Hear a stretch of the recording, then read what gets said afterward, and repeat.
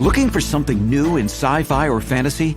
Check out what Brandon Sanderson, Orson Scott Card, Nnedi Okorafor, and others chose as the best news stories of the year in the L. Ron Hubbard Presents Writers of the Future anthology from 24 award-winning authors and illustrators, plus art and writing tips and bonus stories. L. Ron Hubbard Presents Writers of the Future. Buy your copy at galaxypress.com, Amazon, or wherever books are sold.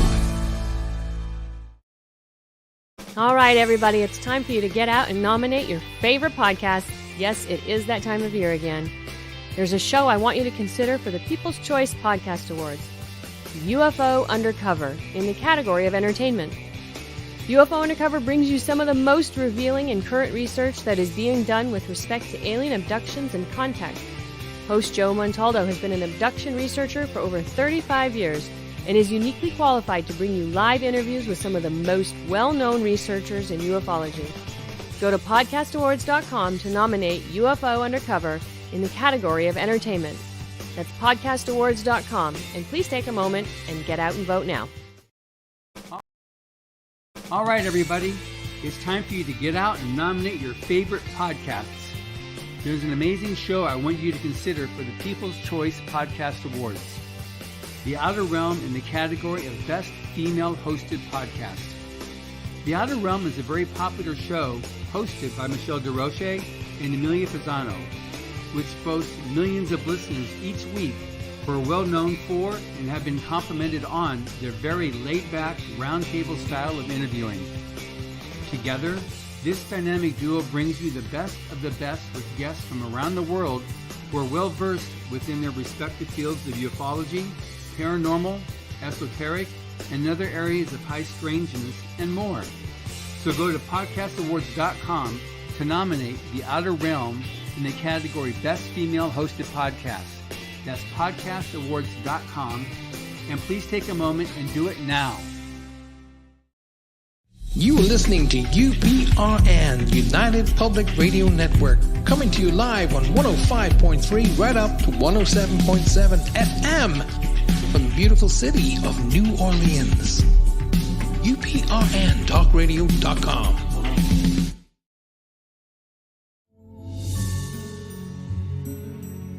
Spirit Switchboard, airing live on the United Public Radio Network, 105.3 New Orleans.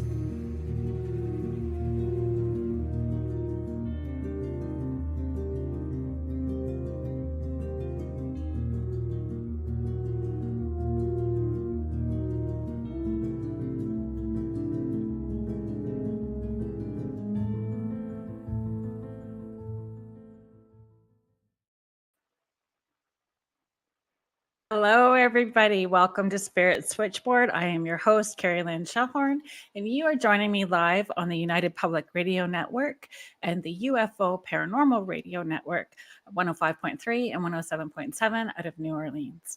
Today, my guest is Deborah Hackett-Jones, and Deborah has been she has 20 years of experience as an integrative energy therapist with many modalities. She specializes in energy therapy and Reiki. Deborah is also an End of Life Doula and offers workshops such as Inner Child and Shadow Healing, Level 1 to Master Integrative Energy Reiki, and learning and working with your energy centers for healing. Thank you for joining me, Deborah. Thanks. So can I tell everybody how we got connected? Sure. You're okay with that? So I do my work as a medium, and I had a few sessions with clients who are mutual clients. I didn't know at the time. And during their sessions, I would start feeling my hands getting really hot. My hands are getting super hot. And I'm like, who are you working with that's got the hot hands? And they said, Reiki Deb. And I went, oh, I like me some Reiki Deb. Reiki Deb is awesome. Keep working with her because she's fabulous. And we hadn't even connected at that point. It was just tapping in and feeling the energy that you projected, in the work that you were doing. And it was definitely yum. Like it is powerful and palpable. So it's been a pleasure to connect with you in person. Oh, thank you. And me as well. Thanks. Thanks. Yeah, it's an interesting journey when we get to this place, right? Where we are working with clients. Do you find, or did you feel that you were always intuitive? Because I know this isn't necessarily where you started your journey. No. As a kid, I always saw things, and my grandparents, or especially my grandmother, would say, "You've got to stop. People are going to put you in a psych ward," because I could see lights and people, and Did she said really I say that? talking to the angels. Well, I'm not going to tell you how old I am, but yeah, back in those days, that's not wasn't wasn't out and going when people were talking to dead people or saying you were talking to the angels. So it was like, so I had to shut it down, but I never felt like I fit in. So Right. holding that in was hard to try and be something you're not. Yeah. So did you have to work through fear?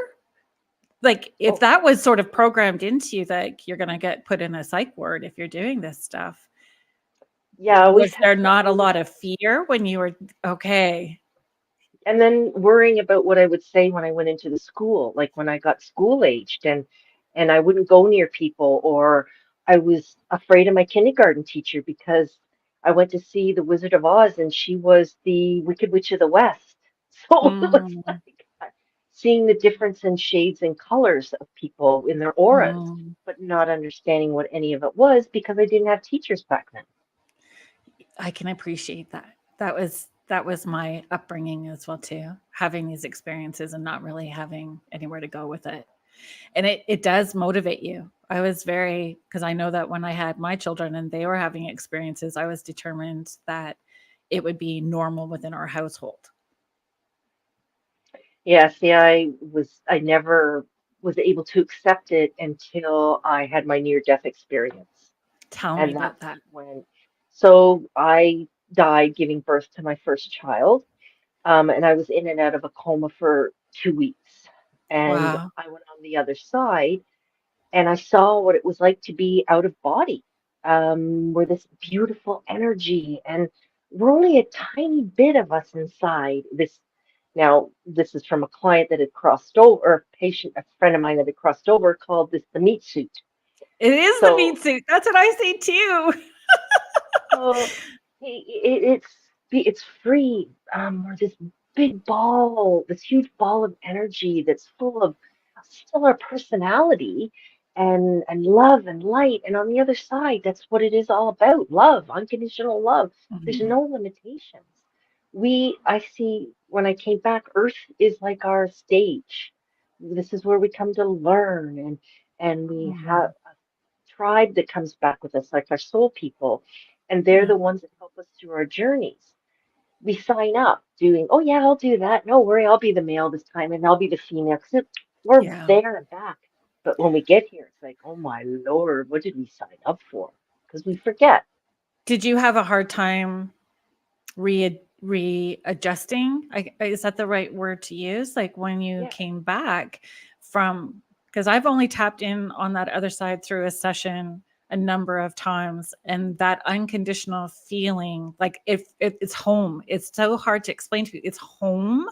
And then when you're here, I was in a funk and didn't have a near death experience. I just had the experience of through the spirit's eyes, feeling what his healing journey was on the other side. And I was in a funk for a wee bit after.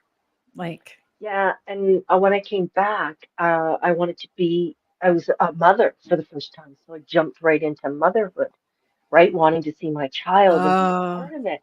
And wow, then when that's a I lot. mentioned stuff to the nurses or doctors, they were like, "You can't. We don't. No, we don't talk about stuff like that."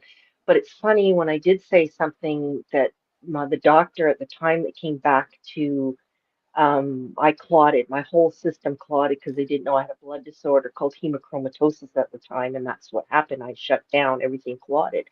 That he got to his car and he couldn't get in his car to go home. So I think that was my team and spirit. And so he came back up and had heard a voice. This was after and he said that to come up and press on my stomach. And when he did that, it released this huge clot that had happened. And my husband at the time already was told that he was going home a single dad and all this stuff. Wow. But I was able to tell him I saw all this stuff and knew what had happened. But they're like, how? You weren't here. And I'm like, but you don't lose your hearing, Yeah, right? You this is hear, true. it's the first thing that comes in and the last thing to go, right? So I was aware of the whole thing. I just wasn't in this body. I was Yeah. flying about. Yeah. Yeah. At home. That's a story. I'm sitting here listening to you and I'm like, oh, tell me the story again. Like, tell me the story again. Is that awful? But that's like, it's beautiful. It's scary and sad and light and expansive. It's all of those feels at one time. Yeah, and when you're on the other side, there's no words to explain because it's the Mhm. feelings, the lights, the senses. Like there's Yeah. just the only way to say it is there's no limits. And when we Yeah. come here, we're confined to this body, and we Yeah. don't have the same Yeah. freedom, I guess, as we do on the other side. And that's how I saw it. There were colors that I don't have words to explain. And the depth of love makes me cry. Hmm. Like, because it truly is unconditional. Like, if Yeah. there's not, yeah, yeah. I just want to slide over. Um, so Laura Lee, who's also a host here on UPRN, she has a show called The Angel Rock. So I just want to read you. Maybe we can slide it over. Oh, I'm losing it. There we go. She's like, near-death experiences right up my alley, having studied near-death experiences for over 40 years professionally as an RN and personally, having had a near-death experience as a toddler. And she's also a nurse, so she is saying it's true regarding our hearing, our last sense to go, and why as nurses we encourage loved ones to keep talking to their loved ones when they might appear unresponsive. I find with nonverbal period, like people who are nonverbal, so even Alzheimer's or autism, it's connecting on a different vibrational level and they hear us. Exactly. And being part of, I don't want to cross any lines with clients that I have or have dealt with, so I can speak freely about my dad. My dad was when he was ready to transition over. I was with him the whole time and saw the whole thing. And he ended up going into a coma. They had to intubate, but I was able to still, it's almost like I was hearing but not Mm. hearing. So it's like, um, it wasn't verbal, it was, what do you call it? It was inside my head. I could Telepathic. hear it. Yeah. Thank you. I couldn't get the word there. And he could hear everything that everybody was saying, Hmm. right? And it was him, my dad, with him crossing over, was the one that got me into going into being an end of life doula. Oh, what exactly does an end of life doula do? Like, I love the term, like just hearing it gives me warm fuzzies, but I don't necessarily understand what the responsibilities are or the role that you take for it, the whole family, or is it, yeah. Yeah, it's for the whole family. It's everybody wants to die. When I was young, I was afraid to die. Like I wasn't afraid because I didn't understand because I'd seen people on the other side, but I had no one to talk to. But my fear was being in the ground. Like I didn't want Oh, to, right? yeah. It was the bugs. Yeah. My grandma used to say that too. She did not want to But be earthworm and food. people that are getting ready to transition or have fear is knowing that being a doula helps them know to speak about the fears, learn about what it's like, dying in dignity, Mm, talking about writing letters, helping them get what they need to do to have their final wishes, right? right. And some of the times when it's somebody that has Alzheimer's, for to say, I ask the clients, the people, their families, like play their music, read their Mm, books, yeah. talk about memories that they loved, talk about the now, because everybody that's even if they're in a coma and whatever they hear, right? They do, because they come through in sessions saying, thank you for talking directly to me and not around me, or tell them I saw them standing on this side of the bed holding my hand, or I'm grateful that they, painted my toenails, or, they talk about those things when they come through Oh, afterwards. Yeah, and making a room, no matter if they're in hospice or hospital or dying at home, it's where they decide to be and want to be to make them feel comfortable and the family comfortable. And Yeah. it's time to mend the forgiveness and allowing them to have their final moments. Like, don't make it's a celebration and not to be fearful. And I think that's the stigma that we've put on is that, oh my God, you have to let them, don't touch, don't do, don't. Well, no, they want to have their last. My dad was like, tell mom this and make sure you look after this. And your brother thinks you're a woohoo and watch what I do when I go and da da da. Like, it Tell me was that word really, again. What does your brother think? my brother called me a woohoo. So did my ex-husband. A woohoo.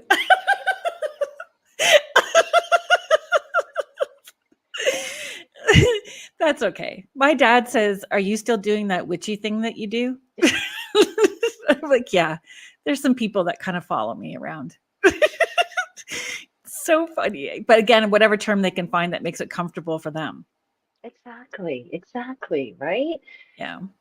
And I don't mind now being okay, call me a woohoo. Like I have clients that are, I had a client come in to say, oh, I'm here because my wife gave me it for my anniversary and I don't believe in all this Reiki, da da da da. So we had a great conversation. And then because I connect when I step into somebody's aura, his dad came in and told him something, and he's like looked at me, he goes, "How do you know this?" And Yeah. I'm like, "Because your dad just told me." He goes, "But you don't know me. How do you know that?" I go, Yeah. "Because your dad just told me." Yeah. Yeah. It's And they walk out being a believer, right? yeah. Yeah, they do. They do. And you can feel them, those people. I don't think they're aware of what their body physically feels like. It almost is like there's a disconnect between the emotions and feeling being in their body to feel the feelings, because you Mhm. can feel them relax as they start to be more open-minded. Everything about like their shoulders drop and you can feel that openness to them. Does that make sense? Yes. Do you experience it the same way? Yeah, especially when I do the hands-on and with the integrative energy, it's more hands-on. Even when at end of life, when sometimes you just holding the client's hand and being in the presence of all their stuff, it's all about frequency and vibration as well. It's the energy and being able to Yeah. tell the people in the room or the person that's on the table on how we can move the energy to help, right? Right. So Laura Lee has a question. I'm not sure. Can we showcase that, Laura Lee?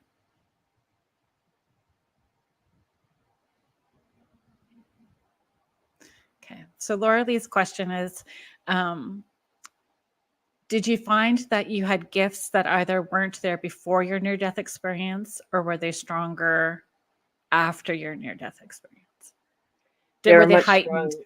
Yes. And the fact that I always could see shades, but never color. And when um, so having the near-death experience, I went into motherhood and I kept getting signs from the universe. And I wasn't listening because it's like, yeah, no, I was told I wasn't allowed Yeah. or can't do this and da da da da.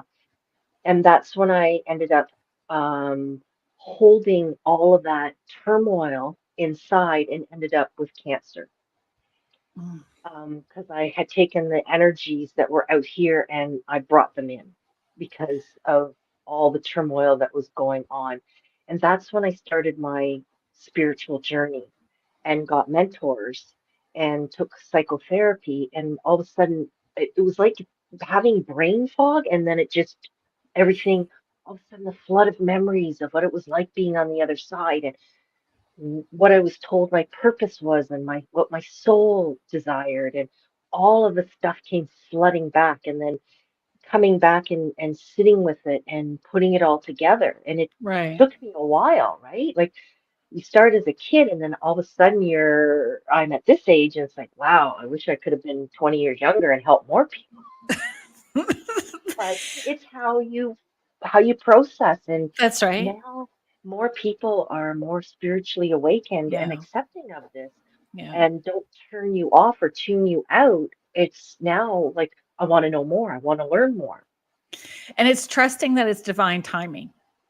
Oh, yes. It's Trusting that it's all all about the divine timing. And it's actually something, I know that you and I chatted a wee bit earlier about today. And then as we hung up and I was like running around the house and feeding the dogs and all the things that I needed to do quickly, I jotted something down because I wrote down the words guilty pleasure and I stuck it in quotes.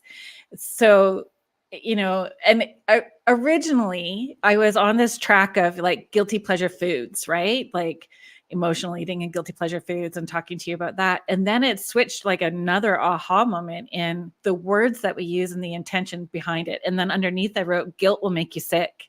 And then, so just as you're saying, those emotions attached to lessons that you compartmentalized in an organ festered. Yes. So guilt, I always find manifests a lot in the lung, heart, and liver area. So Mm, the more I started working on clients, because I came back with being able to see the chakras and how they spin, and also the color, but also the meridian lines, which I didn't understand at the time. I was like, what is wrong with these people? Like, where'd their body go? I was seeing So all explain these. what meridian lines are. So meridian lines, for example, we have our heart meridian line. So it's like acupuncture, where the acupuncture points are. So this would be the lung meridian, and it runs down along your arm and goes off your thumb. So we have meridians throughout our whole body, connected Right. to every organ, every system from the head all the way to your toes. So people that work in massage, acupuncture, reflexology, all that stuff, that they're working on all that part of your body, right? It's ancient history from the Chinese to Buddha, all that stuff. They worked with all that. So it's bringing all that knowledge from, to me, from past lives or learnings to what I view now. So how does our past life affect our current lives and our health? Well, it's the emotional baggage that we can bring through if we haven't healed or done forgiveness in a past life. Um, for example, I'm going to use myself. All of my injuries or cancer have been on my right side. That's the male side. I came in as a tomboy and would like refuse to want to be like put in a dress or be a girl or do like I was the Right. sports person. I did all the chores on the farm, like out doing the hay. Like I was never like, oh, lip and makeup, never. Like it was just not a ball cap and whatever, and away I Yeah. went. So it was so to if I sit in, or my higher self says that's because my prior was a male, and then I wanted to experience what it was like to be female and have babies, I guess. And that was difficult for me as Yeah. That set a whole other path and trajectory for you. yeah, yeah. So I think past life, if we don't heal, it will carry forward. Also, our ancestors, That I was where I was believe going to go next. we carry forward. My line from my mother's side had a lot of I think they were very gifted. But back then, they again Yeah. suppressed. My great grandmother was put in a psych ward, and because Wow. I believe she was very gifted. I unfortunately never got to meet her, and ended up committing suicide Oh, because of it. wow. So the healing that we do ripples generationally past and future. I believe so. That's my belief. Do you believe that? I believe yes. Yeah. I believe the same thing. Like, and I feel that, they can work on the other side as well too, right? So what they're doing on the other side is also rippling to us. I just got the truth bomb. So my dad has stepped in, and my dad is like, yes, because my dad never got to meet his family. My dad was in foster homes, and he was native, part Native, and his mother, through you, I learned that his mother and grandmother are Native. I'm still trying to find out what my tribe or what Native background I am.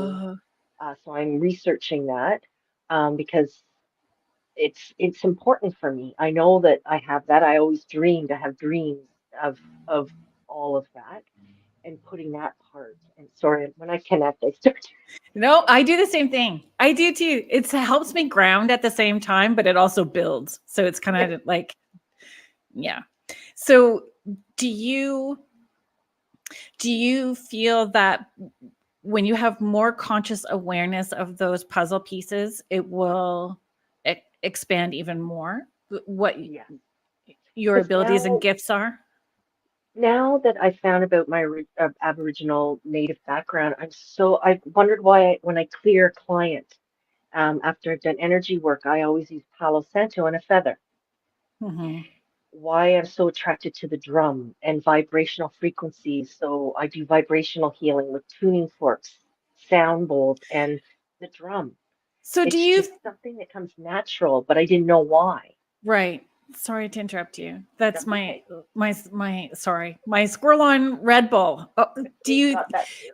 right? So do you feel that there could be a possibility that your ancestors are already working through you? You just have to remember, consciously And I have remember? to and be attuned and aligned. Listen, right? Yeah. Calming the monkey brain down and Yeah. going into the heart and actually connecting and listening. We do have somebody asking if you have been able to connect with your great grandmother My great intuitively. grandmother, yes, actually, my daughter, when she was younger, we had her old dresser with the mirror, and we would see her. My daughter would see Mm. her in the mirror and ask me, "Who's the lady?" So I went through my mother's stuff and found a picture, and I Yeah. brought it home, and my daughter went, "That's her, mommy. That's her." Yeah. So yeah, We had the same experience as like with my one of my boys seeing their great grandfather who had passed way before my children were born, and we did the same thing with the pictures because kids, they stay connected, right? And I think that they're staying more connected now and needed us to remember so that we can hold space for them to always be able to be authentically themselves and not have to shut down in the same way that we did. I totally agree. Um, I think between the ages of birth and 7, Yeah. we're totally still connected. It's society that norms and that kind of shut us down. Like Yeah. my grandmother's saying, you can't see that. And I'm like, yeah, I can. How come you can't? Oh, no, no. But I think she was Yeah. trying to protect me because of her mother. Right. So her fears, Right. her fears. Hmm. Hmm. Have you had people come through still smoking? Oh, God, yes. Okay. Me too. And the smell of alcohol, Yeah. especially if it's a line of alcoholism. Yeah. Mental illness, brain fog, um, other diseases, and sometimes it's only when I know I'm comfortable with the client that I will talk about how somebody passed. Oh. Do you, how did you move into, or what? Um, I think that we sometimes don't have a choice where if this is what we're meant to do, we're just pushed until we agree. Hey, But yeah, I've been if I ignore and I'm logical, so I ask for proof. yeah. But when I get on a task, because Yeah. I've been, just for example, this year, I wasn't listening and I knew it, and I got so involved in trying to find the balance between starting up this business, my business, working full time as in the school board system, Right. and I was also had grandchildren, family I wanted to do, and I didn't listen. Well, didn't the universe knock me off my feet, and I ended up flat on my head and got a concussion. Hmm. So I was off work.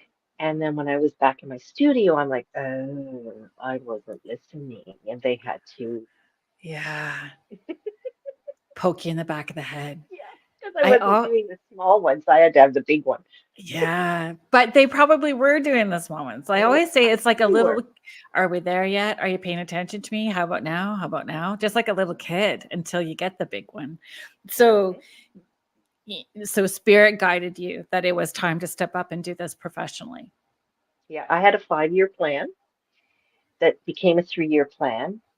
And then in the end of the school year in June, 2 weeks before the end of the year, I walked in and went, I'm retiring. And everybody went, what? And I went, okay, I'm retiring. So that's what I So did. do you find that the energetic stuff that you were doing outside of the school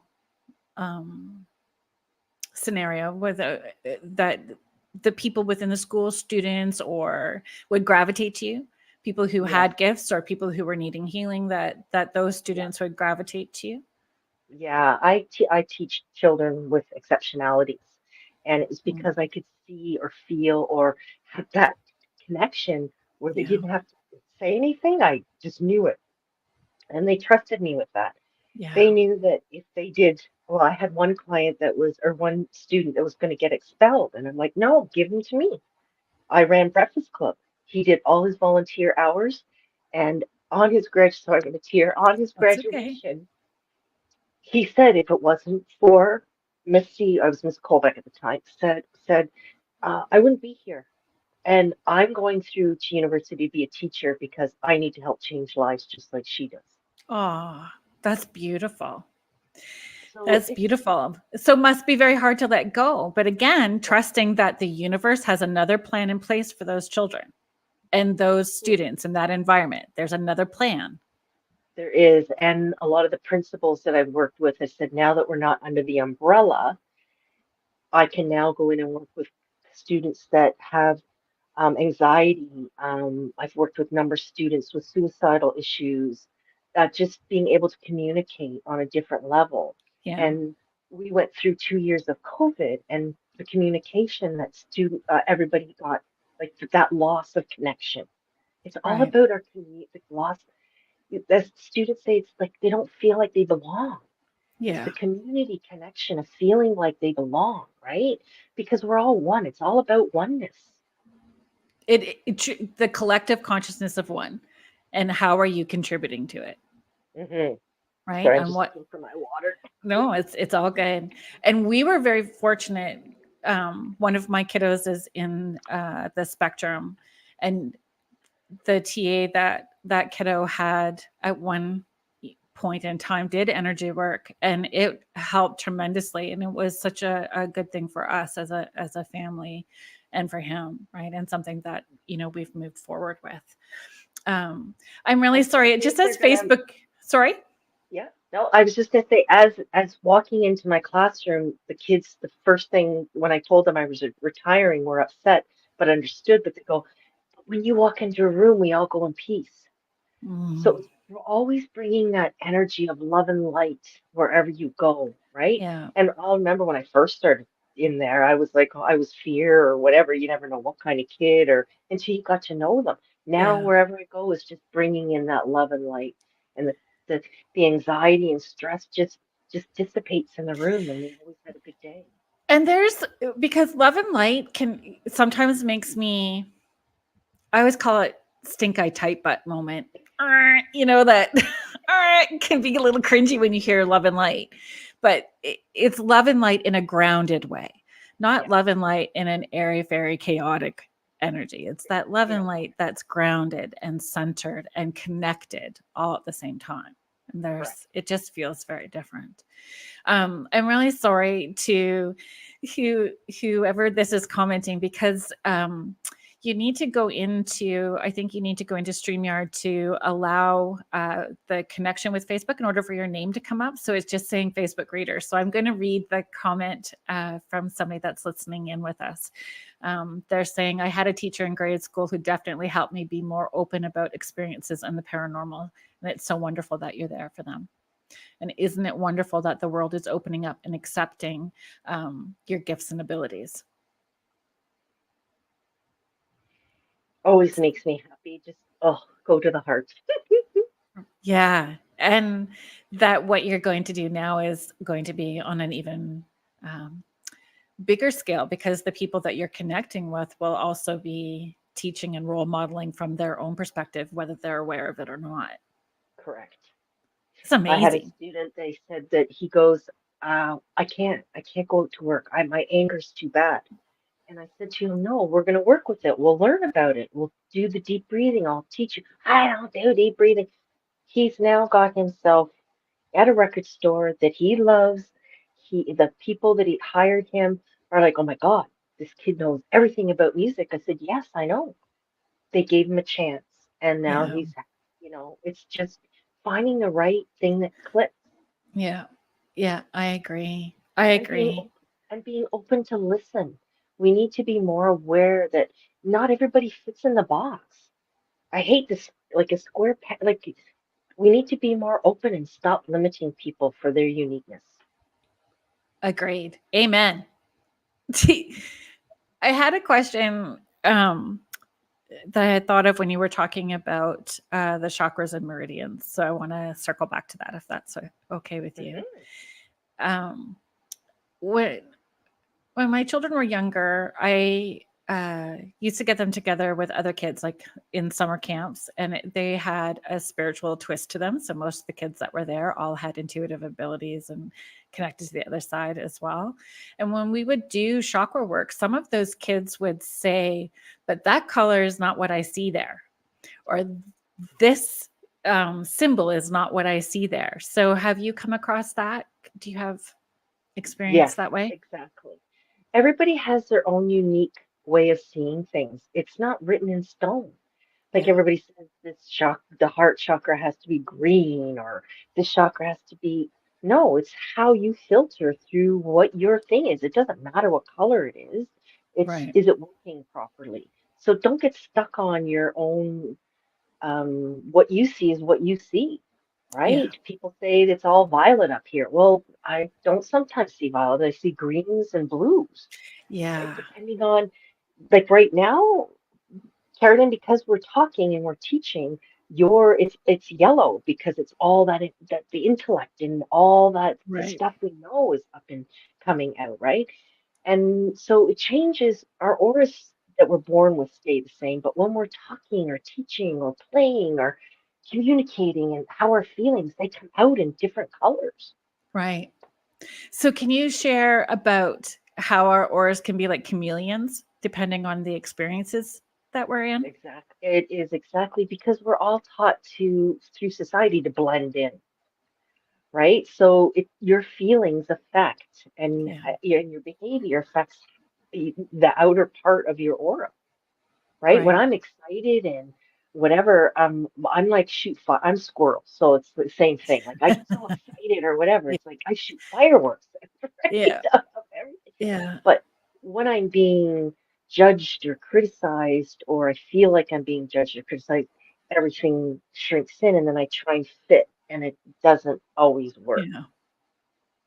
And then your bowels go crazy Yeah, when you're stifling. yeah, yeah. I So found a that's really where we neat. hold everything, right? Is in our and our sacral. So all it's sorry, the energies again are making Oh, everything go wonky.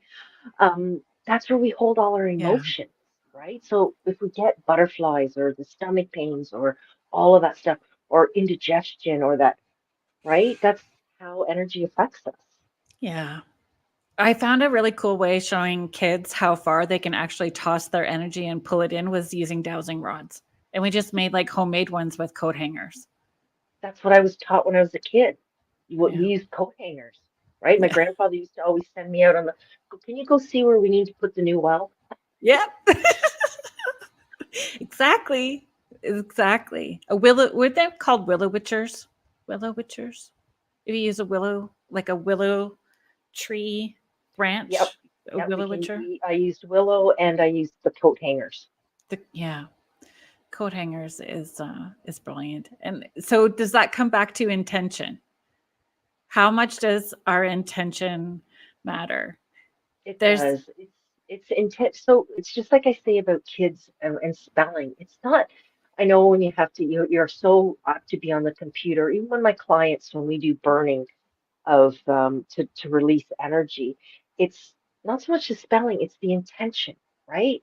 It's what you want to release. It's the clarity, the focus, the intention, and what you need to do. So Right. when I'm setting intentions, that I want to be clear, concise, and I want to be selfish. Not selfish in, oh, I want that. No, I'm selfish in what I want out of my life, right? So Right. that's why my 5-year plan became my 3-year became now, because I set my intentions, I set the clarity, and I was selfish. I kept writing down, this is what I want. I want the balance, I want the harmony, and I want to be of service to others. Yeah. And being of service means sharing authentically from your heart space, right? The gift of who you are. But do you find, not but, that negates everything. Do you find that in sharing the gift of who you are, you're discovering more gifts about yourself? Yeah, yeah. Because I used to always think, and this was from a mentor too, that I would always hear, but now I hear spirit from the outside, but when I'm hearing my higher self, it's inside. Mm. So it was learning the difference, because when I thought I heard it inside, and if it's well, that's the ego, right? La, la, la, la, la, la, la. When it's Chihuahua? your higher self, it's kind, caring, gentle. Sometimes it's just a yes or a no, not long drawn out sentence of why you do this, la la la la Hmm. la, right? Hmm. Yeah. It's and being gentle with ourselves in the process because we're Oh, students too. Like, we're our own worst enemies, right? We're the hardest on ourselves. yes. I was thinking about intention when and health and food and all of that stuff. And well, I know that it's not necessarily healthy, but when I'm not eating things that are necessarily all that good for me, I'm like, let me take in what I is healthy out of this little thing that I'm eating currently, and I'm donating the rest to the universe and letting it transmute back into love. And thank you very much, in the hopes that I don't gain 5 pounds from the shiny stuff I'm currently eating. But it's okay to indulge in Yeah. in small, like don't sacrifice. Moderation. Yeah, it's all about moderation. Exactly. But then it goes back to the emotional part too, right? If you're feeling guilty, then there's guilt attached to the food. And my son, he used to say that he wanted to own a sandwich shop as when he got older. I mean, he's a barber now, but he wanted to have a sandwich shop and he wanted to call it Between Your Buns. And he said that his sandwiches are always the best because he makes them with so much love.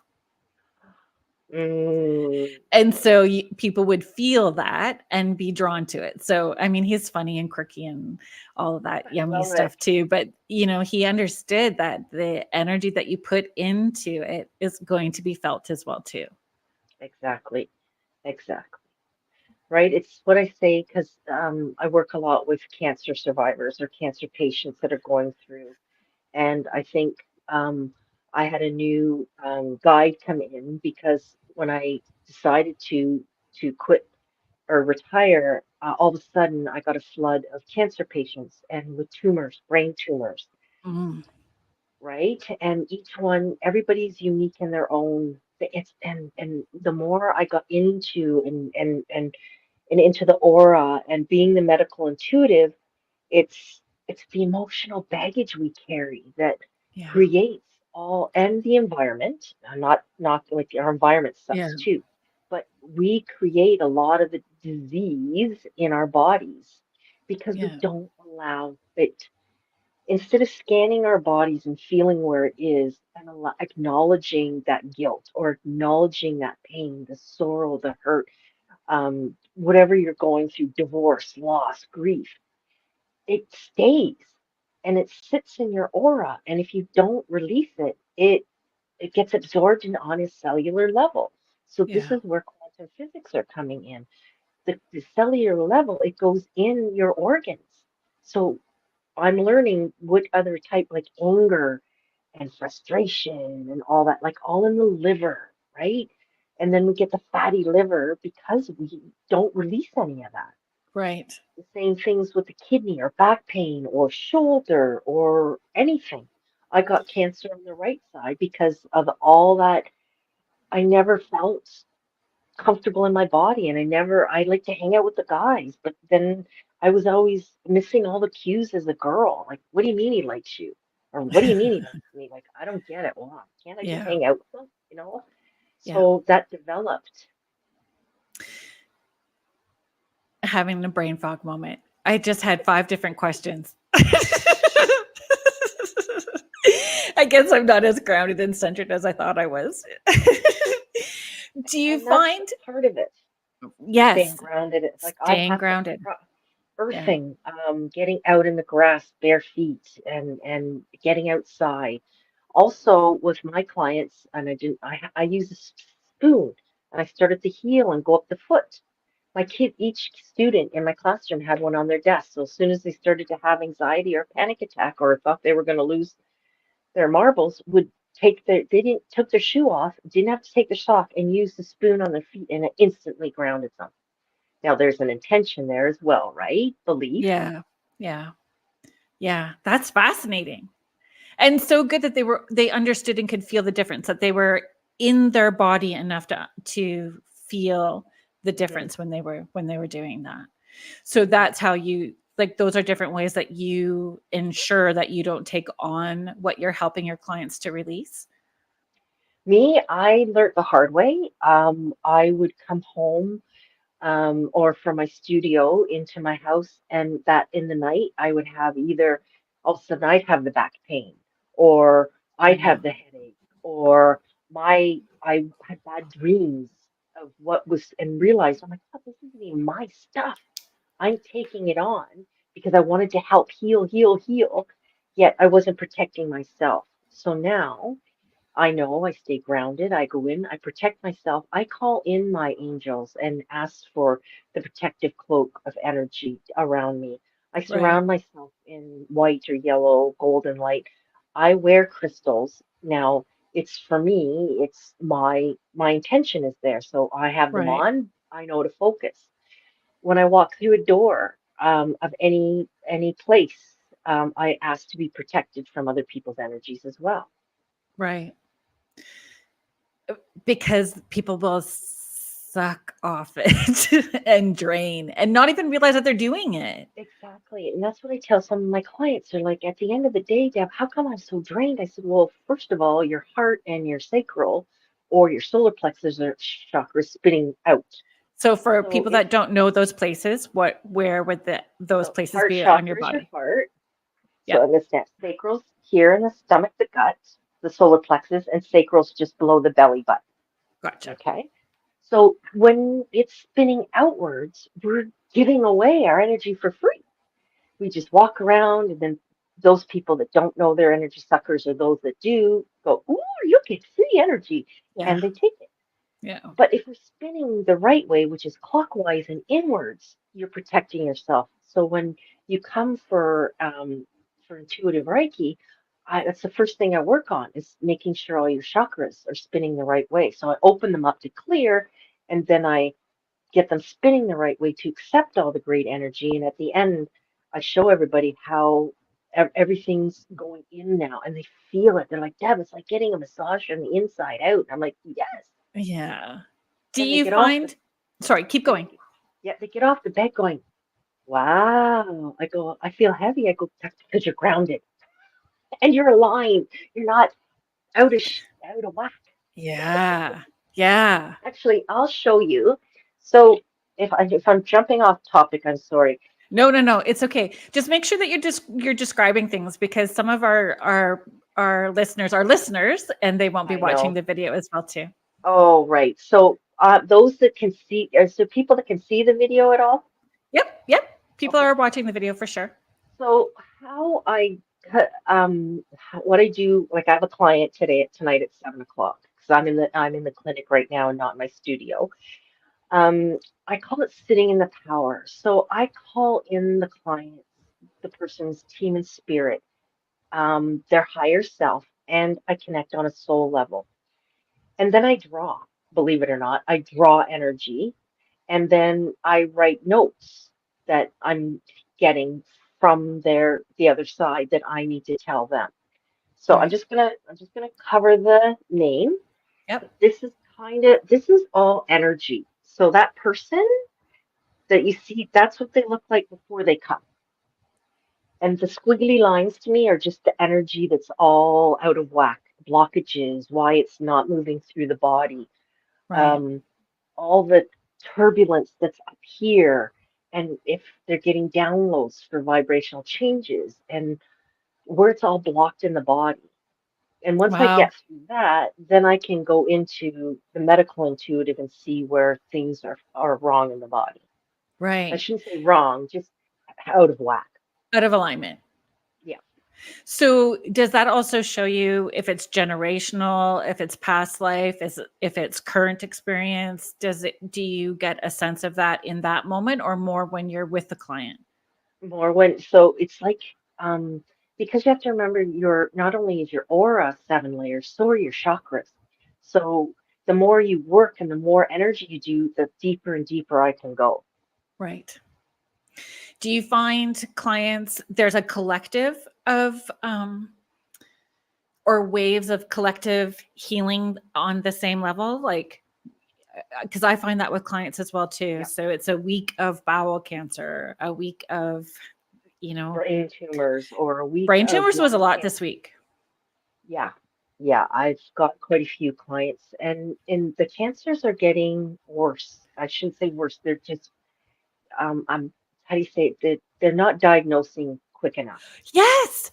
Yes, yes, yes. Agreed. 100%. Having the same experiences with clients as well too, like not knowing, delay with finding out, and then passing within weeks of finding out.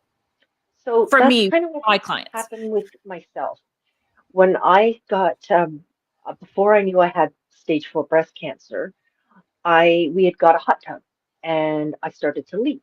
So I went to the doctor and he goes, "Oh, you've got an infection from the hot tub, blah, blah, blah." I took these great big horse pills for months. And finally, it was my dog, believe it or not, that wouldn't leave me alone.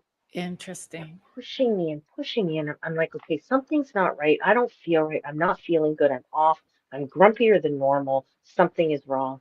So when I went for a mammogram, I never left the hospital. I went right to oncology, and they go, "Well, you've got, it's pretty much going on stage 4. Like you have 6 months, maybe a year, and we'll figure out what's going to happen." I'm like, "Screw you. I'm not listening to this voodoo." I walked out. Okay. Not that I'm we're not, encouraging people to walk out. no, You need to, no, no, no, no, no. we are not encouraging people No. to. And because it was like, what do you mean? Like, I have an infection. What are you talking about? Right? It was Yeah. I needed time to process, right? Right. And that's when I really started my spiritual journey of going through and remembering my purpose and why I was here. And Yeah. this was part of it, having this so I could help others go through what happens and their family. Like And it's so feeling hard on my empowered. Mhm, Feeling empowered on their journey. mhm. So Laura Lee is asking, Deborah, can you do this work with clients who are not physically in front of you? Skype, Zoom, remotely? You know what? Yes and no. I'm more a hands-on person, and Mhm. because when I get into the aura, I feel more attuned to that person, so everything comes through. So I can't say yes and no. I'm just more comfortable doing it hands-on with the client. Right. That's just me, my unique self. I can, I just, I don't know how to explain it. I just don't feel like I have the direct connection, but that's probably my growth. Well, I was just about to say, do you think that that's an area where they're going to Push me. develop They and push tried you? to do it through COVID, and I did a lot of workshops in COVID and was connecting. But soon as I got the clients back into my studio or back in the clinic and my hands went on, it just like it was, I knew it was there, right? You have hot hands. Mm. 'Cause- Well, at the clinic, I'm known as the lady that makes everybody cry. Oh, well, there's that too. But that's an emotional release that's good. It So is. purge it out. They That do. crying Yeah. is better than diarrhea. Well, it's tears from heaven, right? It's a release. Yeah. Yeah. It's like there's a purge. There's a release that happens when we Well, it's just like my client energetic yesterday yuck. calls me this morning, texted me this morning. Okay, I felt fantastic, and then what happened? I had to go. You know what? And I go, Yeah. because I went into your liver, I went into your spleen, I went Yep. into your kidneys. Because do you want me to tell you what you had that we had to clear out of it? She goes, Yeah. you knew I ate the pizza and the chips and the yeah, yeah, yeah, yeah. That's why it came out. Thank you. Yeah. Yeah. Yeah. People get surprised when with that aspect of like the burps and even yawning. Even the Yawning's yawning. a big one. Everyone goes, Yeah. oh, I'm so sorry. I didn't know I was so tired. I go, it's not that you're tired. You're relaxed enough to allow it to Yeah. release. Yeah. So this may be an uncomfortable question, but I'm going to ask it anyway. It's not a hard question. Well, maybe it is. I don't know. I'm not going to say that. Is there anything about how you approach and what you bring to the table that's unique compared to other people that may do energy work as well too? Like I think different, we your ability is more all unique. have our own gifts and we're all unique and we don't all fit the same. Yeah. Like as a healer, I go to a healer, and when she does it on me, it's different from what I do. Right? But I Yeah. still get the same benefits, still like, right? Yeah. It's again Yeah. about intention and what you're communicating with the person. But Yeah. I think some people always say, well, when I'm teaching Reiki, they go, Deb, I don't see. I go, it's practice and being Yeah. allowing yourself to open up to your uniqueness. People Yeah. see and feel and different things. Yeah. We all have our own gifts. Some are the same and some are different.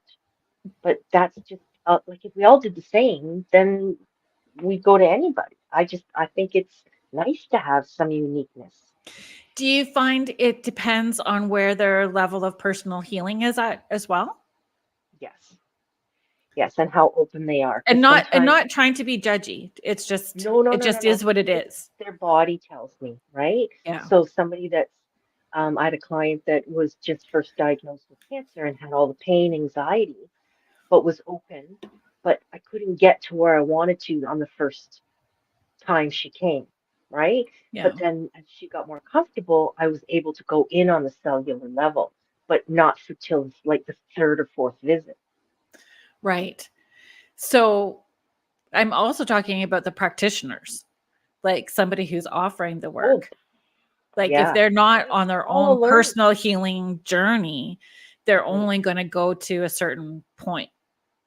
Correct. Mhm.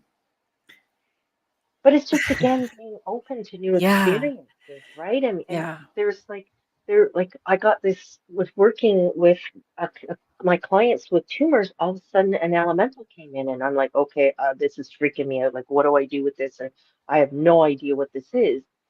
But it was a dragon, and it was about Oh, that's bringing fabulous. right. But I didn't know at the time, so I had to take a step back and go, okay, oh, am I going crazy? Am I seeing this? Do I believe this?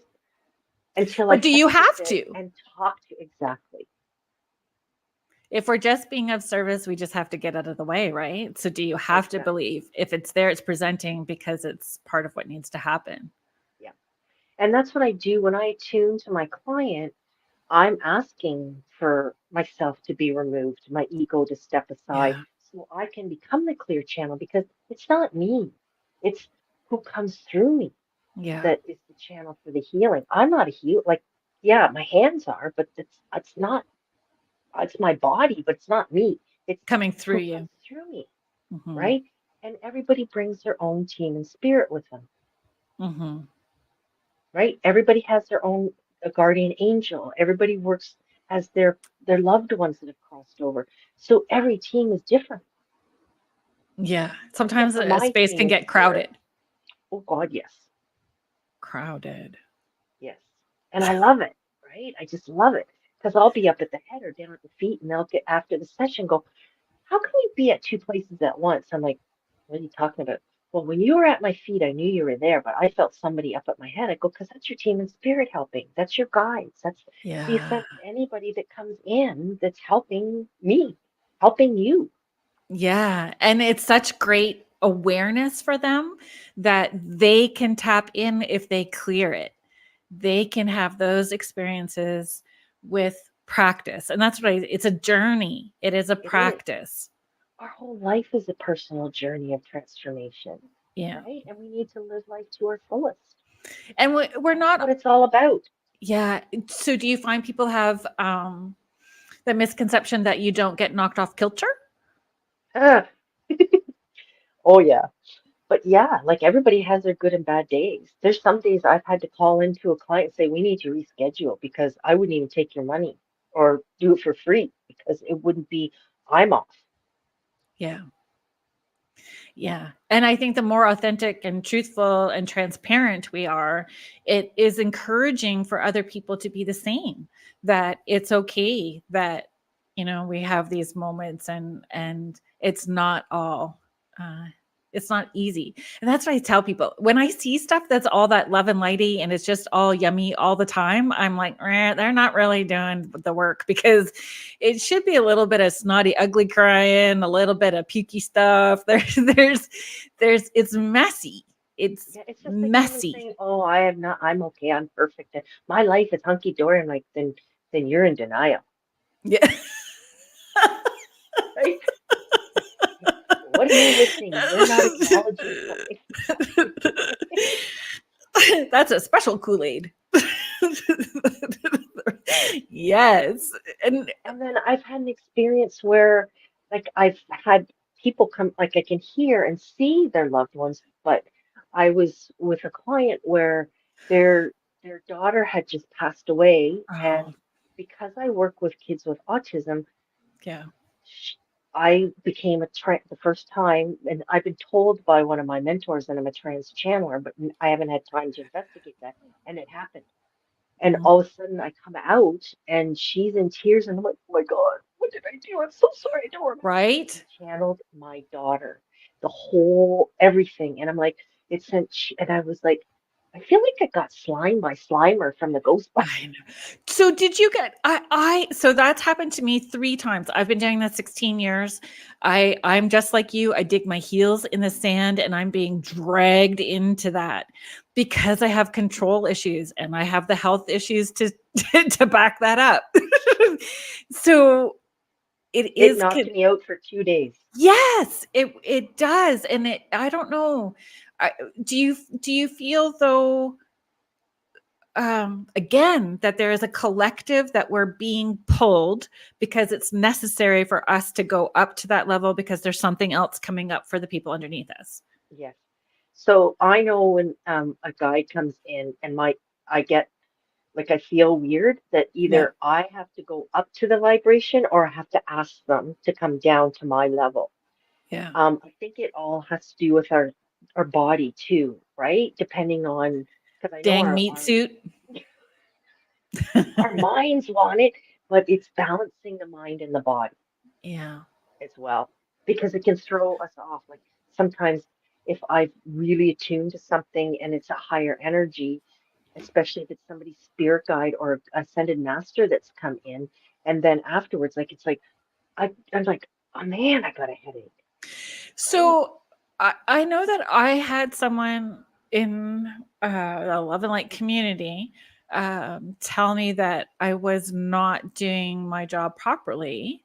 I was not grounded or putting up those boundaries or protection properly for a spirit to step in that way where I was doing that trance channeling. Because it happened just like with you. I'm talking, and then all of a sudden I remember coming into the consciously aware space and crying.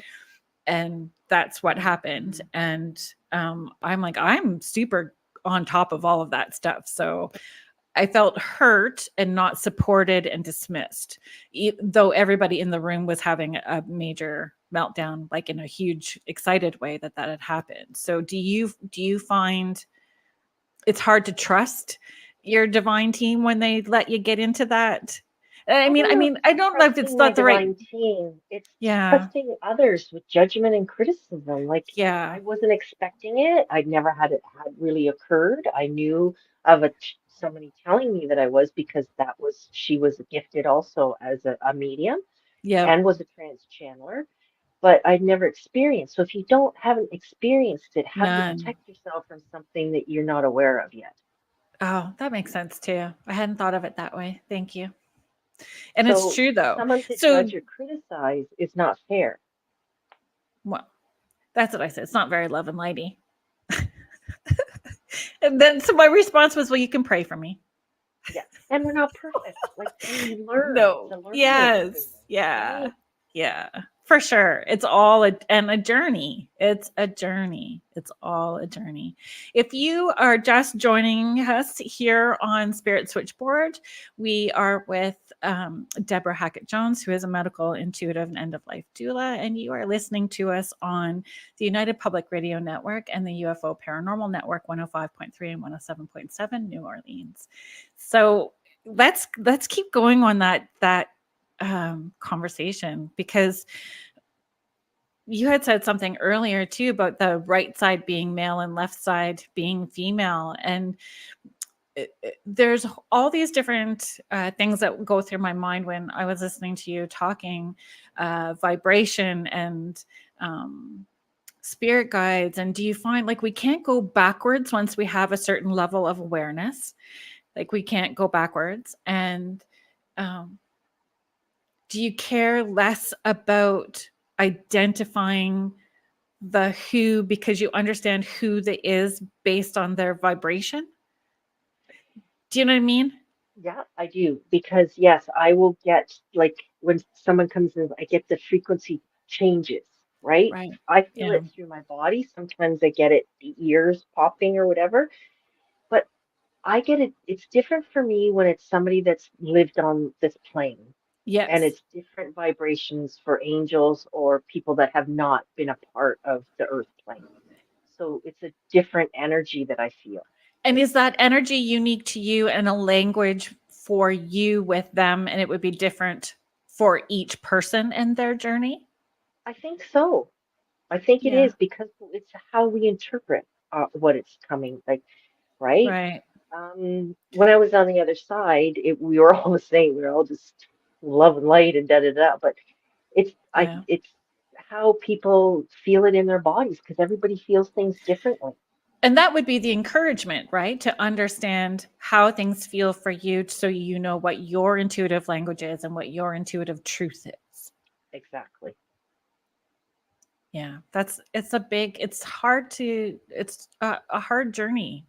It is because our ego fights with us all the time, saying, you should do it this way. It's written in the book. The person wrote that book. Well, then you read Um, another book and the person says something different. So that's just proof, yeah, right? Everybody's unique in their own way of, yeah, right? Look at channels. Not everybody channels the same. Some no, people do hand movements or eyes. Some do closed eye. Some do it open eye. Like, so, I mean, yeah. I think we're all unique on how we interpret, and we each have our own guides and people that come in, right? And that don't care what we call them, Exactly. really. Yeah. They just want to be heard and they want their messages to get to their loved ones Yeah, or to us to do what we're supposed to do. yeah, yeah. Oh, I just got dizzy all of a sudden. I don't know what that was all about. That Someone's was standing everybody. right behind me. I just leaned into that. Oh, that's so funny. So, okay, then I'm like a little kid with a I thousand know, I questions see you're all the all lights time. are flashing. So I why wish do I had. some go ahead. No, this is when I say to my clients, I wish I had one of those cameras and take before and after pictures so they could Oh, actually see what I see, mm, right? They come in and you're like, wow. yeah. There was one of my clients came because my studio come up the stairs and I'm like, oh my God, like I don't even want to scare her, but I can't see her. I just called her the gray lady in my head, Oh, right? We did a session and then she went and sat because we always sit afterwards. I'm like, oh my God, your hair's red. Like beautiful red. And she's like looking at me like, what the hell are you talking about? I go, okay, when you came in because of all of the sadness and the heaviness, Right. I couldn't even see you had this beautiful red hair and green eyes until we cleared all the energy and cleared Mm. all that cloud. And I'm like, wow, right? Wow, eh? So why would some people stay sick and other people not?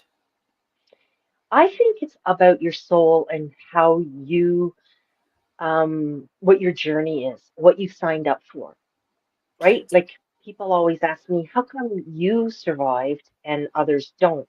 And it's like, I think it's all about trust, having faith, your will, and what we have. What I was told on the other side, we're always given choice. So free So will.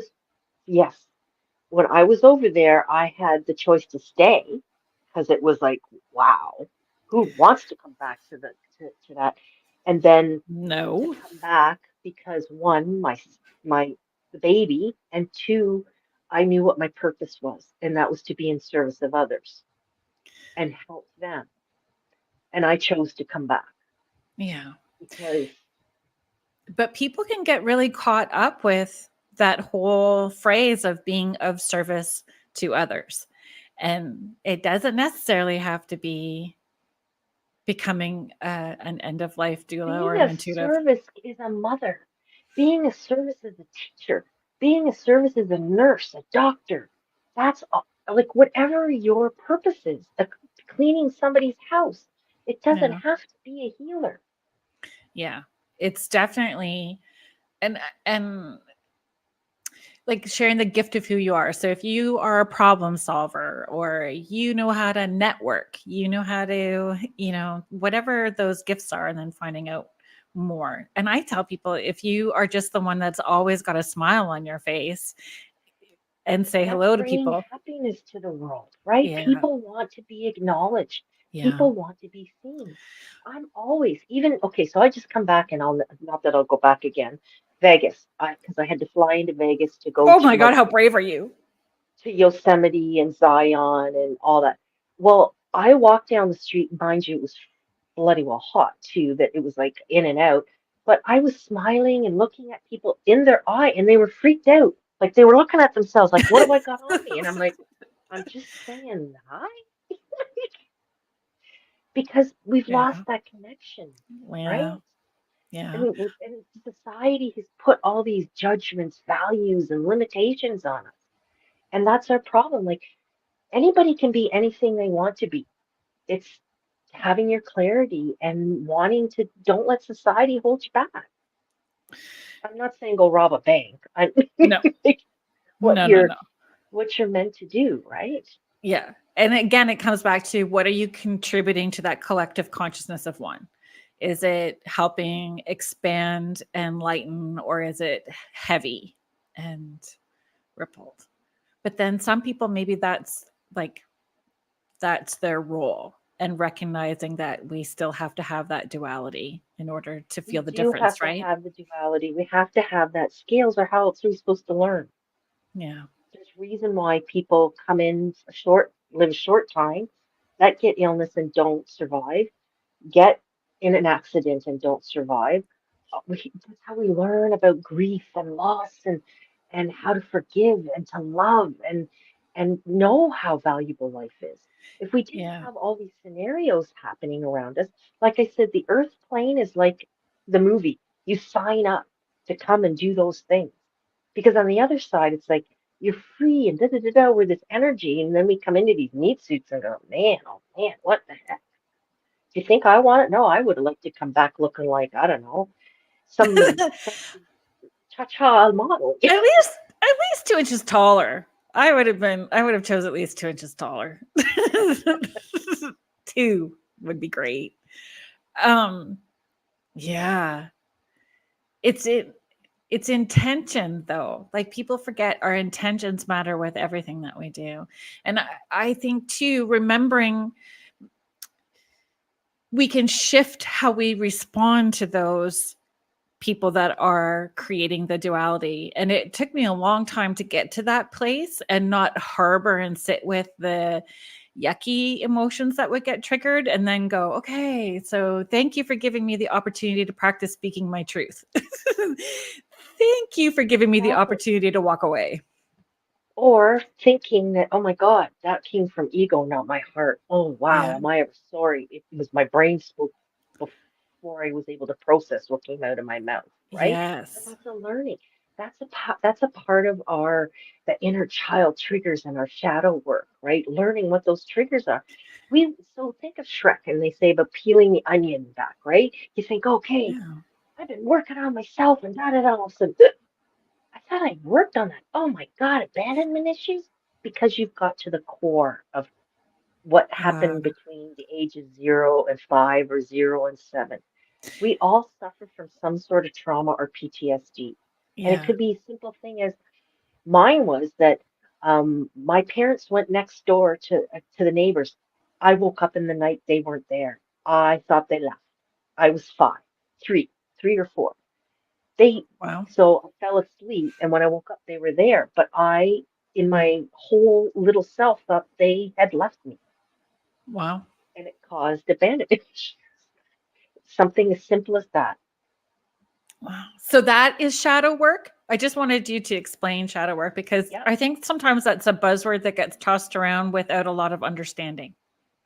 It's knowing what our triggers are, right? Shadow work is dealing with what triggers us and what causes all these things that set us off, or A you trigger have this response? sadness, yeah, or you have this like feeling lost, right? Not knowing who you truly are is working on ourselves to find out who we are from within, Mm, not somebody telling us or having to be validated by the outside world. It's yeah. loving ourselves enough to validate our own being, right?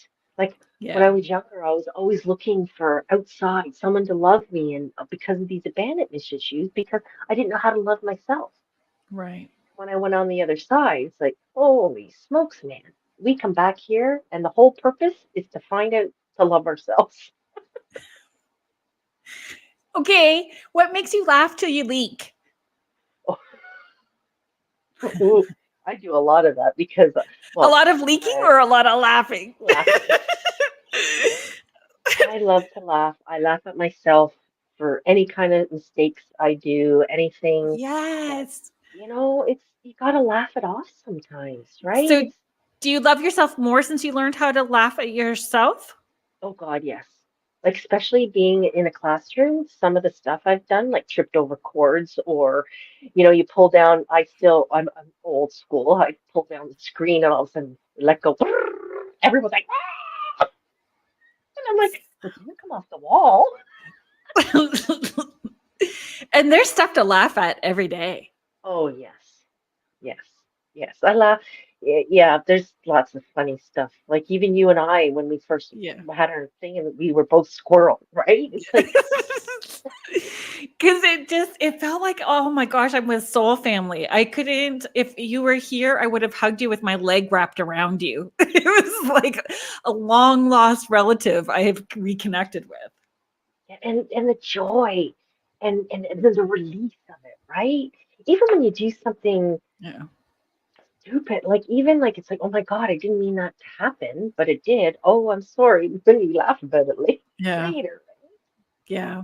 And I think having that Okay, here's ha one ha that was ha. really traumatizing for me at first. So when I had cancer, all my hair was gone. And Right. I got a wig, and it was so hot, like really hot. And they gave me this fake breast to put in my bra. Okay. And I went to school, and it got so hot that I like, they left for recess. I took my hair off, and I'm like, oh, this feels so good. Recess bell went, forgot, didn't put it back on. They all came and going, right? You had to laugh, right? And I'm writing on the chalkboard another date, and didn't the silicone slip to my belly? So I had my fake breast in my belly.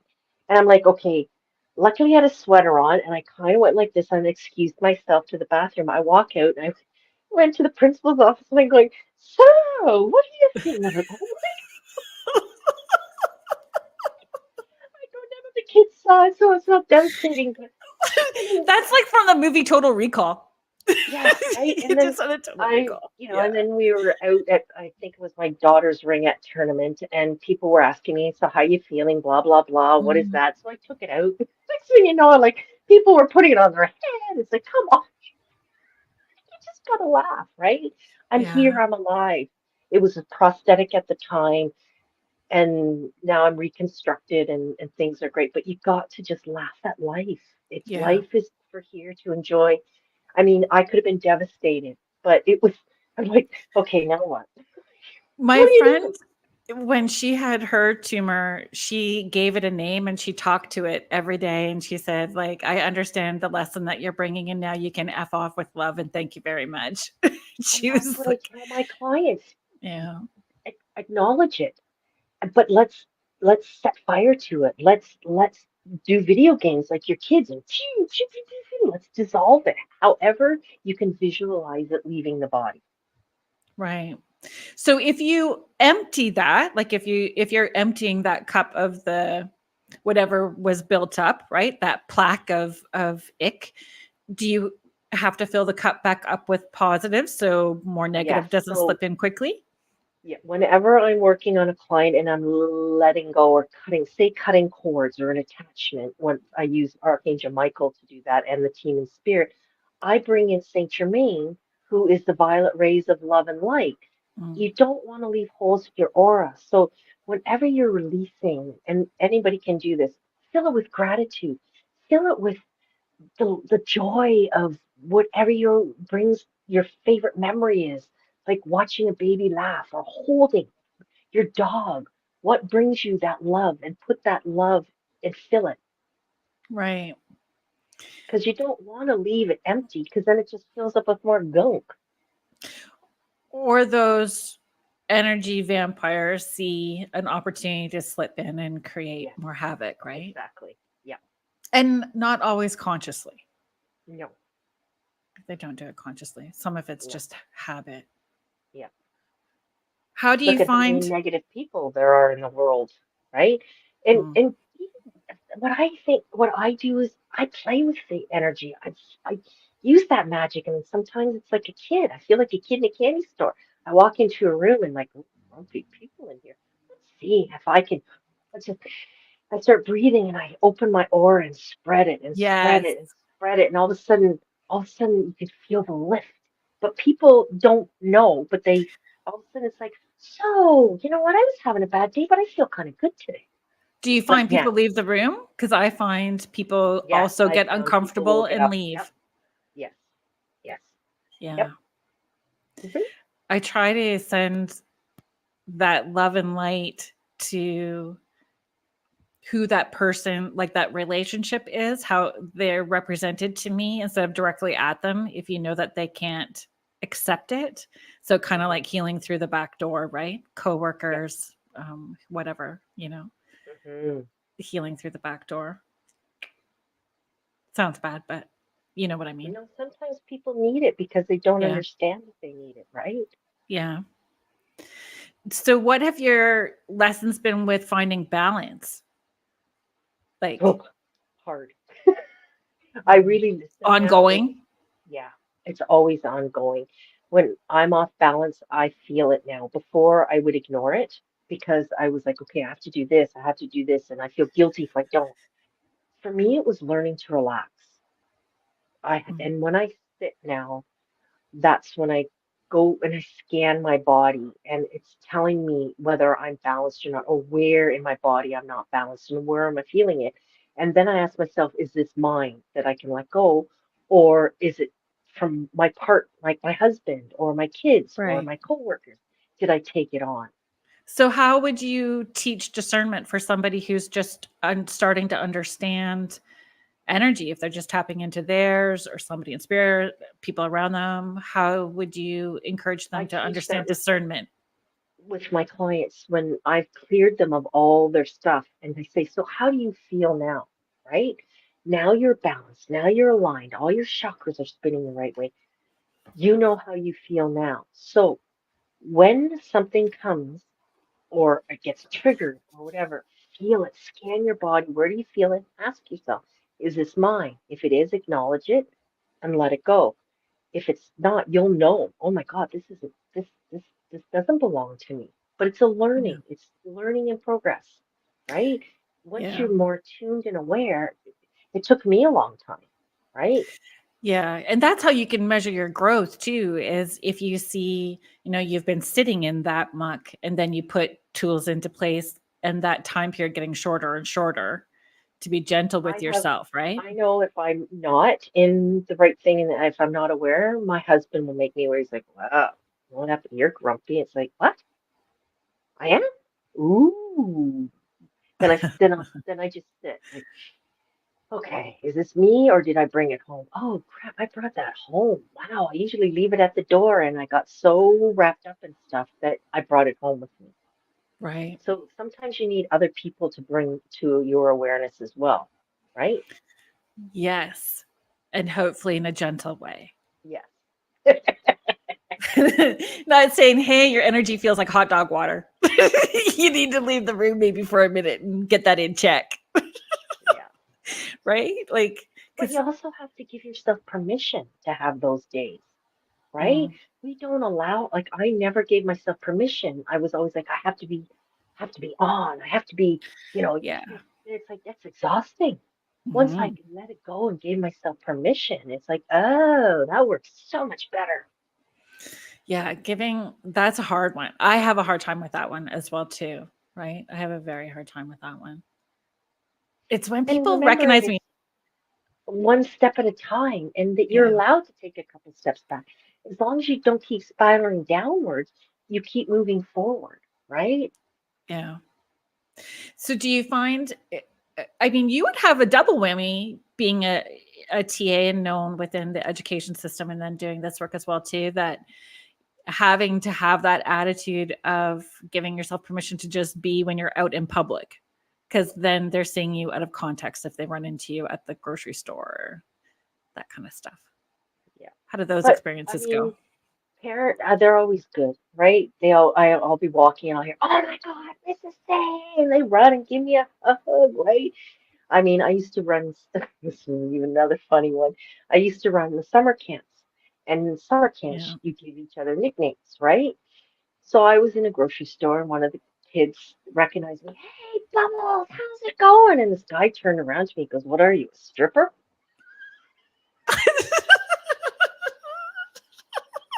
And what would be wrong with that? And I'm like, no, but I probably make more money. He said, no, it's my personality, bubbly, bonehead. Yeah. Yeah. It's How so, people interpret things, right? and they're bringing their generational traumas, their, generational experiences, their own experiences, past life experiences, all that kind of stuff. I don't get too caught up with past life stuff because I just assume all of it has happened. Good, bad, male, female. I don't know. When you're on the other side, there is no time, Yeah. right? There is Yeah. no, we created time on the earth. Like, there is no, we're all everywhere. It's Yeah. hard to explain. That's another topic. It is another topic. My daughter gets frustrated with me because I say everything's divine timing now. We gotta go. We gotta rush. We gotta rush. It's divine timing. We'll get there when we get there. Because if I rush, I'll feel icky.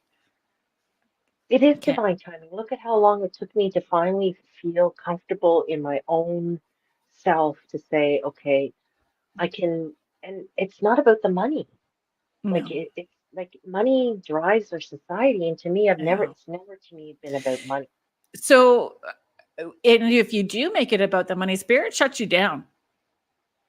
Like you get a good lesson if you think that being of spirit and doing this work and being of service is just going to be about fame and getting your name out, making money. You get shut down pretty quick.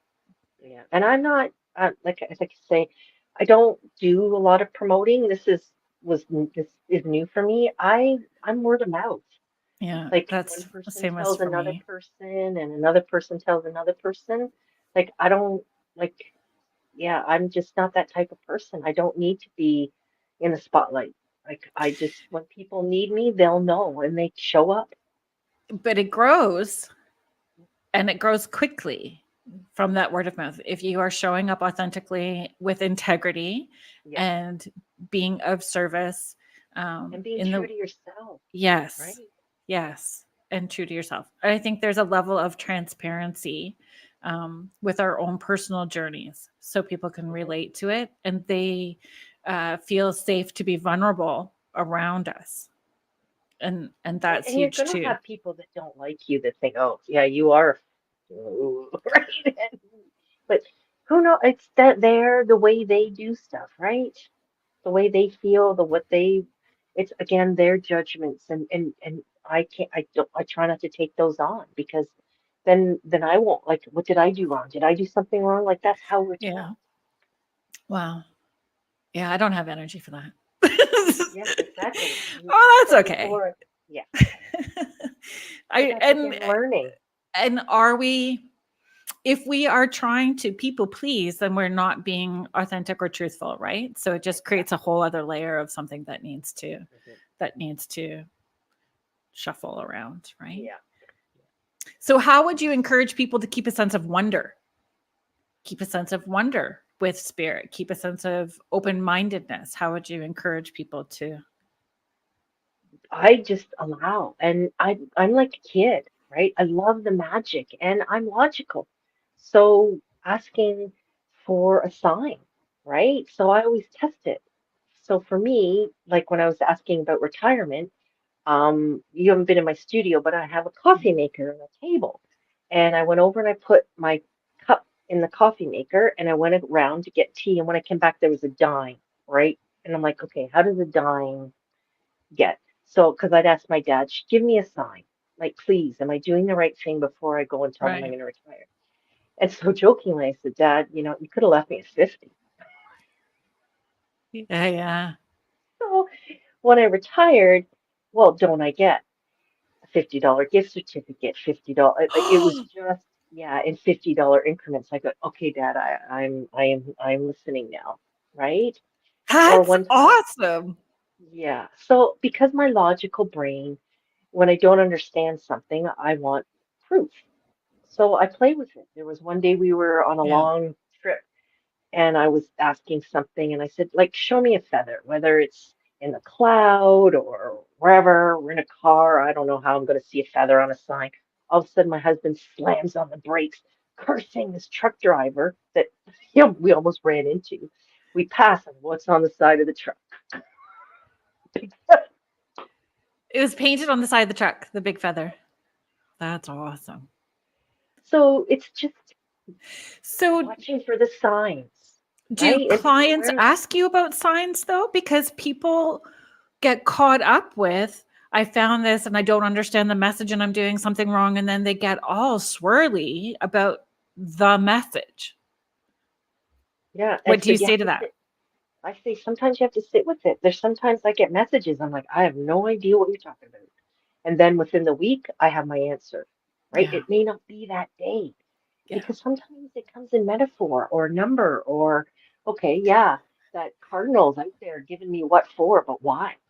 Yeah. Well, then all of a sudden it's like, Mom, you weren't listening to me when I asked you, and now I'm going to ask you again. It's like, oh, the cardinal was telling me I wasn't listening. I was too much and not listening to what was going on.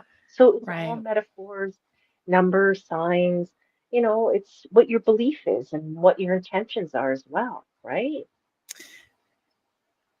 Belief and intention for sure are huge. And I think too, with signs, people stay so focused that they don't surrender into the moment because it's always in a non-thinking moment. The signs are going to, Exactly. That's why you have to kind of be aware, right? Like when I was out in Yosemite, um, the waterfall. Like I sat by the waterfall and I thought I heard, like I just had these senses, these feelings, and didn't know what it was all about until we left Yosemite and I had time to sit and process and I was actually journaling.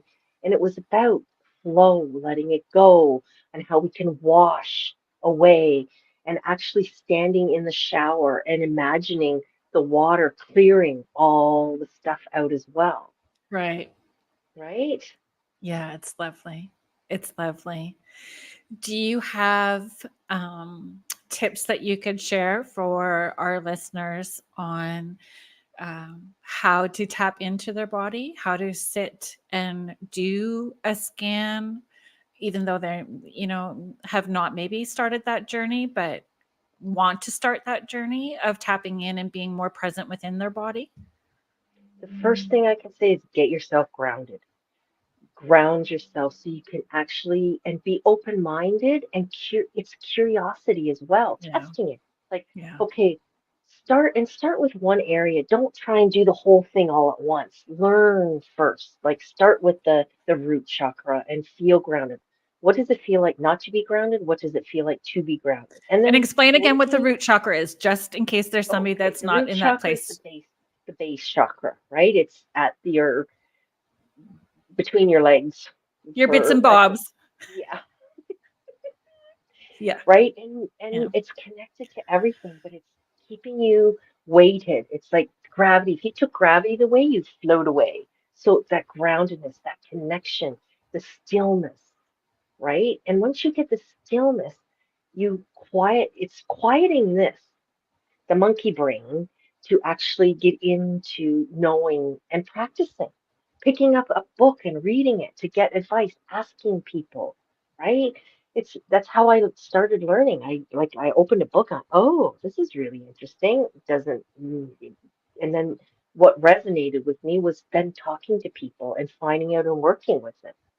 Did you find once you agreed to step into that, the right teachers and the people fell into place for you? Like that you didn't actually have to go seek for them? Yes, and being asking. So your higher self, if you sit, and to me, it's always where the mind goes, the energy flows. So I always put my hand on my heart and I ask for my higher self to come in. You can use a visual. Sometimes, if I'm doing stuff for clients, I light a candle and I ask my higher self, because it's the flame, it's the fire, it's the light, right? In my Gotcha. studio, I light where we sit and call in their Mhm. team spirit. When they're over on the table, I have candles lit, because it's like moth to a flame, bringing in the light, right? Right. And Letting them know we're acknowledging them. it's all senses. Yes. See, hear, feel, smell, taste. Do you get taste too when you're working? Oh, yeah. Metal sometimes. I love when, sometimes I don't love some of the perfumes back when grandmothers were around are like really The strong. Avon samples? The, my eyes will start watering, but yeah, I know what kind of perfume your grandma's. That's amazing, eh? I Yeah. like sometimes when the older guys come in, like it's soap and cologne and Oh, but leather and almost I like a love a sweet pipe. sweat at Yeah, the same time. I love the smell of a pipe. Like just that, Yeah. how they used to smoke the pipe, right? And put that tobacco in. Cherry tobacco. The cherry tobacco. So again, if we are talking about smells, sight smells, all of those things, and people opening up and getting onto a love and lighter path, um, people look at it as a gift, that this is a gift, right? It's a gift. Um, so they just allow it all to happen. So they allow all of it to happen. But that can be overwhelming. Like, do you, That's do why I say you, start with something, yeah. right? And get yourself attuned to it and play with it, right? Like I saw black and white, like it was like black and white. There was no color when I was younger. I just knew you were dark, and I didn't want to, like, I could hide behind and go, there's Right. something. But to me, as a kid, and you don't know, I thought, oh, you're like, are you going to hurt me?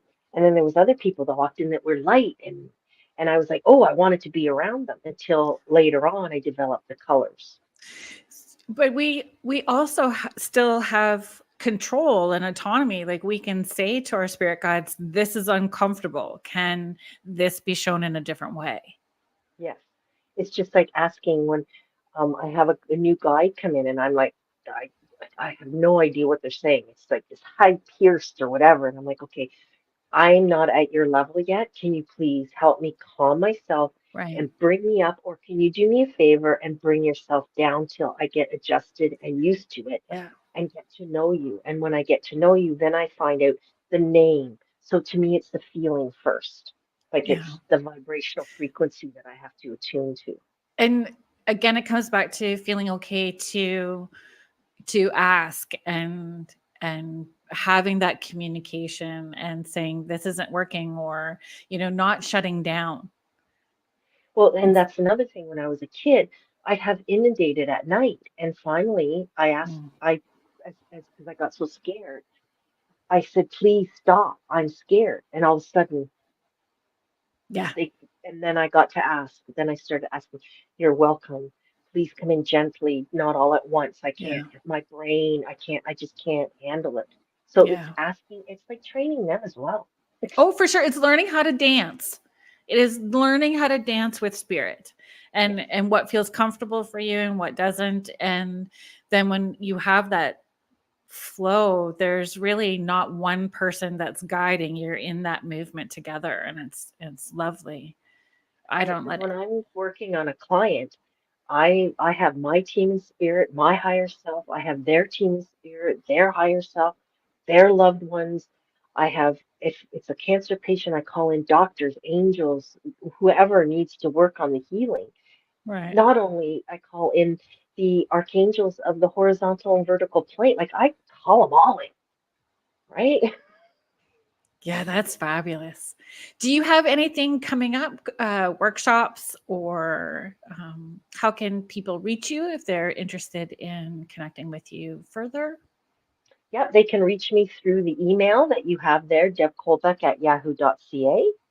I also have Facebook, which is DH Energy Healing Consultant on Facebook. Also, Deb Hackett-Jones on Facebook. And then I also have my phone number that I text. Now, I'll let you know, I'm not the techie person, unfortunately. So, but I do get back to you.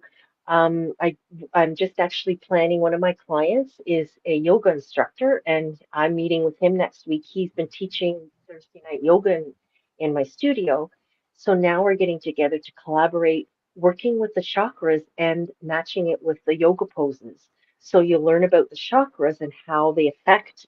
So each week we'll do a separate chakra and learn poses on how to release them, as Oh, long as lovely. affirmations, what they stand for, how they affect. It's a big, so yes, this is all stuff that's going to, people are on holidays and don't want to spend time inside in the summer. I get that. So I like to teach during the fall, the winter, right? When you're like, yeah, I'm not going outside in that. Let's find something to do. I'm the other way. Heat and sweat? No. I'll sign up for a class in the summer. I don't want to sweat. No. This has been such a pleasure. I would love to have you back on, because there's so much that we didn't even tap into today. I know. Like, so much. But I appreciate you coming on, and it really does feel like I'm hanging out with a soul sister every time we connect. Too. That's why I was at first, it's the technical part that I was fearful about, not speaking to you and the audience. I wish I could see you guys, sending out lots of love and healing energies to you all. And thank you for joining. I know some of my friends are here, so thanks for coming on. Yeah. I don't want to single you out, but we know who you are. Yes, Miss Heather. Yes. She is one of your biggest cheerleaders, for sure. Well, I'm one of hers as well. So, yes. Thanks for watching, Michelle. So thank you, everybody, that was in the chat and for your comments and questions. A big shout out to the United Public Radio Network and the UFO Radio Paranormal Network for hosting. Thanks for tuning in to Spirit Switchboard, and we will be back next week. Bye, guys. I'm off to go. It's time for you to get out and nominate your favorite podcasts. There's an amazing show I want you to consider for the People's Choice Podcast Awards. the news on the flip side, in the category of politics and news. News on the flip side is a much different news and political program which is not deemed as opinion news. Listen as Joe Montaldo brings to you just the facts from trusted sources which will allow you, the people, to make up your own minds on the various stories being reported on. Go to podcastawards.com to nominate News on the Flip Side in the category of politics and news. That's podcastawards.com, and please take a moment and do it now.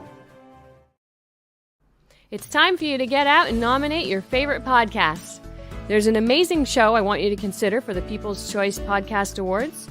Writers and Illustrators of the Future podcast, in 3 categories: education, storyteller drama, and art. For 4 years, the Writers and Illustrators of the Future podcast has provided advice and tips from international best-selling authors, world-class artists, contest judges and winners, and industry professionals based on the world-famous Writers of the Future contest created in 1983 by L. Ron Hubbard to help the aspiring writer and artist no matter their age. It is dedicated to the future of storytelling and art by showing that it is never too late to start, and those who make it are those who never give up. Go to podcastawards.com to nominate the Writers and Illustrators of the Future podcast in any or all of the 3 categories: education, storyteller drama, and art. That's podcastawards.com, and please take a moment and go out and vote now. Looking for something new in sci-fi or fantasy? Check out what Brandon Sanderson, Orson Scott Card, Nnedi Okorafor, and others chose as the best news stories of the year in the L. Ron Hubbard Presents Writers of the Future Anthology. From 24 award-winning authors and illustrators, plus art and writing tips and bonus stories. L. Ron Hubbard Presents Writers of the Future. Buy your copy at galaxypress.com, Amazon, or wherever books are sold. You are listening to UPRN, United Public Radio Network, coming to you live on 105.3 right up to 107.7 FM from the beautiful city of New Orleans. UPRNTalkRadio.com.